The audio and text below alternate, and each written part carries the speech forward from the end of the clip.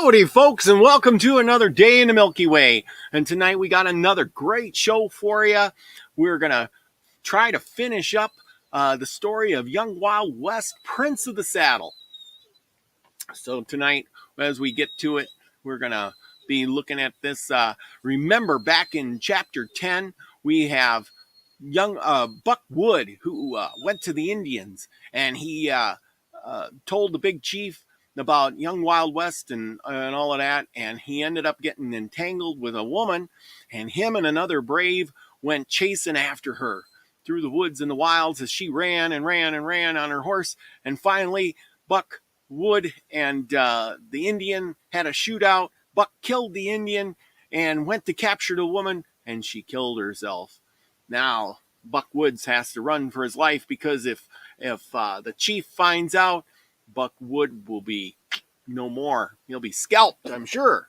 So let's find out what happens after this, enjoying Young Wild West in his adventure on the plains, and find out what the rest of the story is going to be, because this is pretty darn interesting, and I'm waiting myself to find out what happens. So there we go. And Chapter 11. Chapter 11, the conclusion. Maybe we'll finish up tonight, the conclusion. Young Wild West and Cheyenne Charlie had covered about 20 miles without meeting a single Indian. But after that, their troubles began. Almost before they were aware of it, they ran plumb into a party of about a dozen stragglers.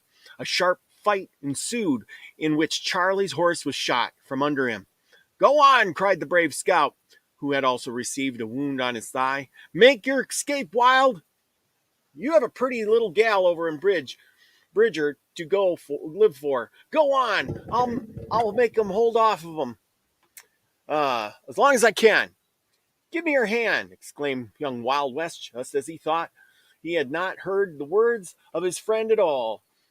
"Get up here with me. Spitfire is strong and full of life, and he will carry us to the place of safety." The murderous Sioux were coming closer and closer to them all the time, and they saw that one of those horses was down. They thought they had a paleface beyond a shadow of a doubt. Cheyenne Charlie felt sure that there was no chance for both of them to be saved, so he tried to pull away from the grasp of his friend. No, he protested. "You are younger than I am. You have got a little gal who worships the ground you walk on. Go back to her while you have a chance. Why, she'd cry her eyes out if you was nowhere to go under. And me, I ain't worth, well, no one would think about me long after I was dead." "Stop," thundered Wild in a loud voice. Cheyenne Charlie had never heard him speak like that before. Get up here, Charlie. Get up, I say."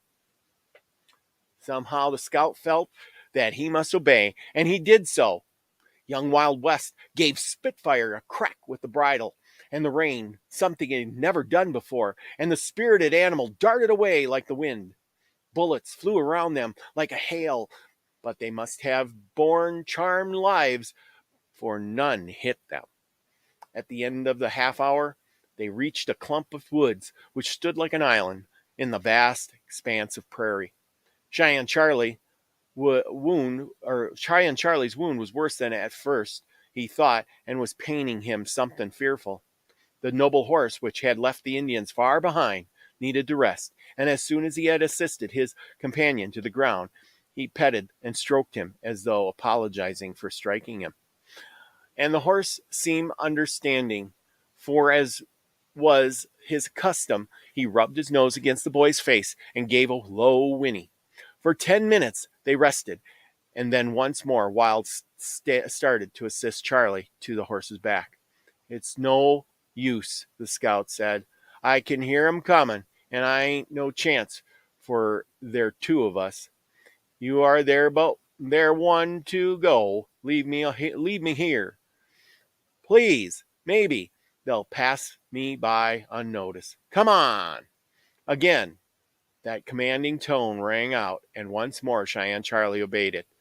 With the double burden on his back, the starl started off on his thought as though he was fresh. When Wild said he was strong and full of life, he told the truth. And so it continued throughout the long night. After a while, the pursuing Indians gave up the chase, and they were fortunate enough not to meet with any others. When the sun rose, the guns of Fort Bridger were in sight, and when Cheyenne Charlie set eyes on them, he fainted from pain and loss of blood. When young Wild West rode up to the fort with the form of the scout in his arms, he looked as though he had been bathed in a sea of blood. 2 arrows were sticking in the sleeves of his coat, and there was a bullet hole in his collar. But the blood upon him was not his own. It was from the Indians he had been in contact with, and that which flowed from Charlie's wound. The scout was once placed under the care of a surgeon, and Wild saw to the comfort of his faithful horse, and then indulged in a good wash. Arita, pale but now beaming with joy, brought his breakfast to him. He told her the story of the great ride and how they had run the gauntlet. Then the commandant came over, and he was compelled to relate it to him. Everybody voted in a wonderful escape, and the words of praise that the daring rider and his plucky horse got were many. "You must give up fighting Indians, Wild," said Arita, when they were alone.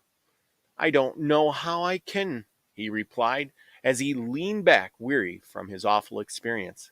"But you must. Arita, haven't I told you that my father and mother and sister were killed by the red demons?" "Yes, and so were my mother and father. But don't you want to be killed? But do you want to be killed by them? Do you?" "Oh no, I'm not going to be either. But by the way, there is that charm you were going to make for me.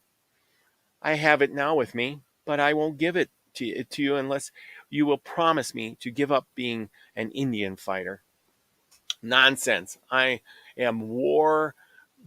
If I wore the charm, I would come out unscratched every time." The girl took something from her pocket of her shirt. It was in the shape of a heart and had a silk cord attached to it. Here's a charm," she said. "Now promise me you will not run in needless danger against the Indians." "I will promise you that, little one. Thank you for the charm." Wild examined it carefully, and it was pretty and neatly made. "Why, it was made of human hair partly," said Wild. "Whose scalp did you use, Arita?" "That hair is a lock I cut from my own head," she replied. "The beads and doeskin, which form the rest of the material used, were given to me by an old squaw I told you about. They are charmed beads," she said. "Well, I will wear it for the sake of charmed beads, but for the sake of the lock of hair." And before Arita knew it, a handsome young fellow had pulled her to him and pressed a kiss on her lips. And after that, it got noised about among their most intimate friends that they were engaged. But as neither would admit that such was the case, it was not known to be a fact. There were stirring times during the next 2 weeks that contained forces of the Indians advanced upon the settlement near the fort, but were driven back with great loss after a fight of many hours. That broke and the backbone of the uprising. But in a few weeks, many a noble white man went down before the savages. Tomahawk and many an Indian was sent to happy hunting grounds by the white man's bullets. After the trouble was over for a time, they felt it was safe to venture out of the range of the guns of the fort. Some of the settlers concluded to go back to the forks. The cabins had been left standing, strange to say, which must certainly have been an oversight by the part of the Indians. But old Sam Murdoch said it was no oversight. He believed that the Sioux had left the cabins standing, so the owners would go back and occupy them and thus give them a chance to finish what they had been trying for to make a regular massacre of it. I ain't going back, he said. I ain't going to take my granddaughter. I ain't going to them there hills. I want to make something to leave her when I peg out, and there's that place for me to do it. So one fine day, not long after the wagon train left Fort Bridger on its way to the gold diggings, did young Wild West go? Well, we'll tell you about it in the next number. The end. Read Young Wild West Luck or Striking It Rich at the Hills, which will be the next number 2 of the Wild West Weekly. And there we go, people. Happy days. This illustrated weekly story paper published, issued every Friday in 1902. Happy Days is 16 pages. Look at that. Out today, Teddly the Tumbler, traveling with a circus. Story of life under a canvas. Price 5 cents. Pluck and luck. Who thinks of these things? Anyway, look at this. Jack Wright and his electric canoe are working in the revenue service by No Name. Give Him a Chance, or How Tom Curtis Won His Way by Howard Austin. Jack and I, or The Secrets of King Pharaoh's Caves. Why do they have and or? You either name it one name or another one. Here, the Boy Rifle Rangers, or Kit Carson's 3 Young Scouts by an old scout. Oh, geez. Sam Spark, The Brave Young Fireman, or Always the First on Hand. Well, who thinks of this stuff? If you want any back numbers, contact the Dime Novel Club. Look at that. 1525 West 12th Street, Brooklyn, New York. Reprint number 20. Price $1. That's like a whole day's wages back then. Wild West Weekly, a boys' magazine containing complete stories of Western life. Do not fail to read it. If you fail, you are doomed. Look at that. Number 1, Prince of the Saddle, Young Wild West Luck, Striking It Rich. Double names here. Double names. Well, anyway, that is the end of that. Oh, yeah. Well, we're back. I hope you enjoyed that. That was the finish up of Young Wild West and the Prince of the Saddle. Well, we don't know what happened to Buck Wood, but maybe that'll be continued in episode number 2. And will Young Wild West be engaged to the little gal, Arita?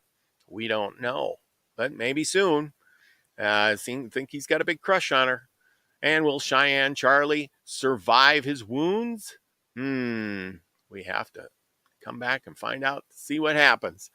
So join me next time on the story of Young Wild West, Prince of the Saddle, or will be the Young Wild West, Young Wild West Luck, or Striking It Rich in the Hills. Anyway, whatever you do, I hope you enjoyed this story. It was good to finish this up. And now that was our first issue of Young Wild West. And don't worry, there's like 125 issues left to go. Plenty of stories to me to read, but maybe we'll do another one on something else. I have Beatles dime novels, Buffalo Bill stories. Maybe we'll do Buffalo Bill. Now, remember, people, I'm reading this. It's not because the channel is usually about, finding your frequency, discovering things like that. Weird stuff like aliens and stuff. But, we're doing a little just fun. Just turn your brain off, enjoy the story, and it's all good. I put them in a playlist now, so you can go back and listen to each story and get the whole thing, and you can, at one time. I got Buffalo Bill stories. I have, what is this one here? Young Klondike Weekly. That sounds interesting. Or I have, I think this is Beatles dime novels. Yeah. Or Wide Awake Weekly. That's interesting too. So anyway, either way, we're going to have some good shows coming up. And if you have anything you want me to look up or find, let me know. And with that, I'm going to bid you a good day. Remember, go out and be the frequency you want to receive, everyone. I love y'all. Peace, everyone.